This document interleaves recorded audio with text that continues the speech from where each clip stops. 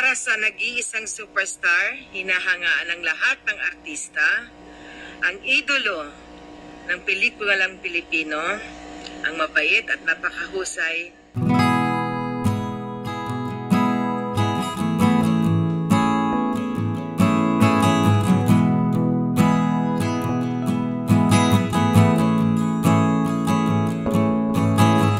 Nagbigay ng mensahe at pagpupugay si Nora Honor para sa pumanaw na kaibigan at kapatid sa industriya na si Jacqueline Jose.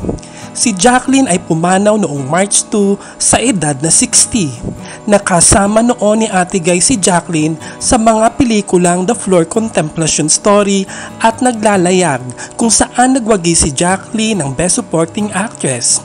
Nagkasama rin nitong huli ang dalawa sa Kontrabida at Pieta. Narito ang mensahe ni Nora.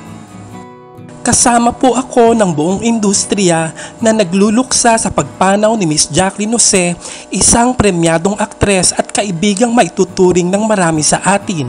Ang kanyang buhay at ang maraming pelikula at programa sa telebisyon na ating tinangkilik ay mga mabubuting alaalang maaari nating isipin sa mga sandaling itong lugmok ang ating mga puso sa kanyang pagkawala. Taos-puso po akong nakikiramay sa kanyang mga naulila at sa mga kasamahan nating lubos na ring napamahal sa kanya at itinuturing siyang isang malaking kawalan sa industriya. Hindi ko rin po makakalimutan ang mga pelikulang magkasama kami mula sa Floor Contemplation hanggang sa Pieta na huli na namin palang magiging proyekto. Lubos ko ring ikinatuwa ang minsan niyang pagkapanalo sa Cannes. Isang bagay na alam ko pong magbubukas pa ng maraming pagkakataon para sa pelikulang Pilipino at sa mga kapwa nating artistang hinding-hindi matatawaran ang galing tulad ni Jacqueline.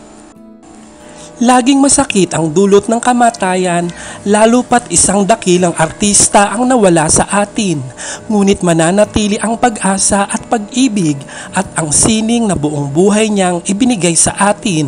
Kaya sa gitna ng pagluluksapong ito, naroroon rin ang pasasalamat natin sa kanya sa buhay, sining at karangalang ibinigay niya sa atin bilang mga Filipino.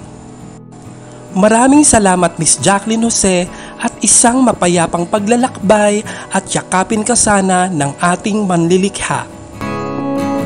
Matatandaan noong 68th birthday ni Ate Guy ay binati siya ni Miss Jacqueline Jose.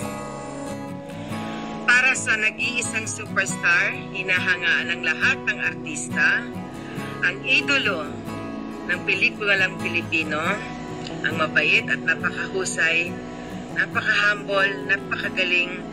Binabati ko po kayo ng isang maligayang kaarawan. Naway magpatuloy pa ang inyong kalakasan, ang pagmamahal sa kapwa, dahil mahal din po namin kayo.